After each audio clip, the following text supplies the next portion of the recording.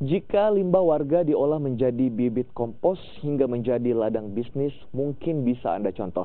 Seperti yang ada di Makassar, Sulawesi Selatan. Dari hasil pengolahan sampah, kini menghasilkan sejumlah tanaman yang subur, seperti cabai, tomat, kangkung, jahe, hingga klorofil.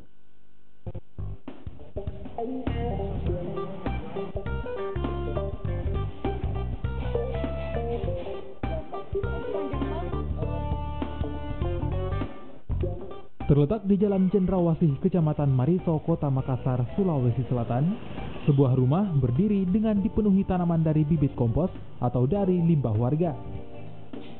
Tak perlu memiliki tanah yang luas untuk dijadikan lahan mengembangbiakkan tanaman, karena dari hasil pembibitan dalam rumah telah tumbuh puluhan tanaman dari kacang panjang, cabai, jahe, jeruk nipis, kunyit, tomat, labu, pepaya, lam toro atau petai Cina, jagung manis, katokong lidah buaya, hingga klorofil, tumbuh subur dan tinggal menunggu masa panen di bulan Mei.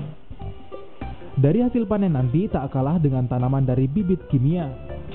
Bibit kompos yang digunakan warga ini membuahkan hasil yang sempurna dan akhirnya menjadi ladang bisnis bagi warga.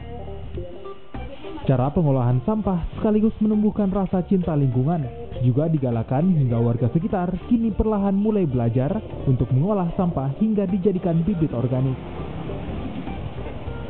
Manfaatnya ini lingkungan juga, polusi udah ini toh, sering juga aku daya tahan tubuhnya kayak ini, panasan juga gak terlalu langsung drop atau langsung drop. Kalau ada tanaman kayak gini kan mungkin bisa ngini polusi kali ya. Bisa ngurangin polusi? Iya, ngurangin, terus adem juga, dan ini bisa dimanfaatin juga buat saya sendiri.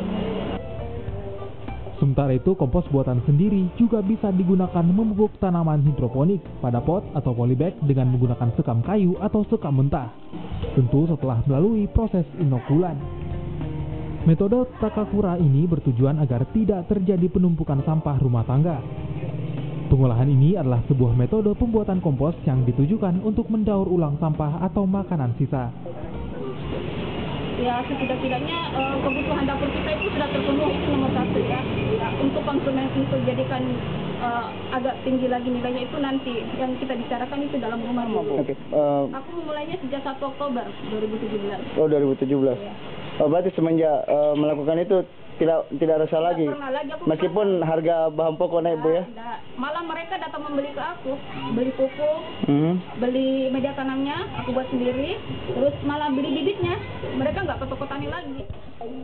Dari hasil pembuatan kompos ini menjadikan bibit kompos Indrawati Abdi banjir tawaran dari sejumlah petani di berbagai wilayah Sulawesi Selatan. Apalagi setelah melihat hasil panennya. Ini obat klor apa ya? Rama Pratama, Kompas TV, Makassar.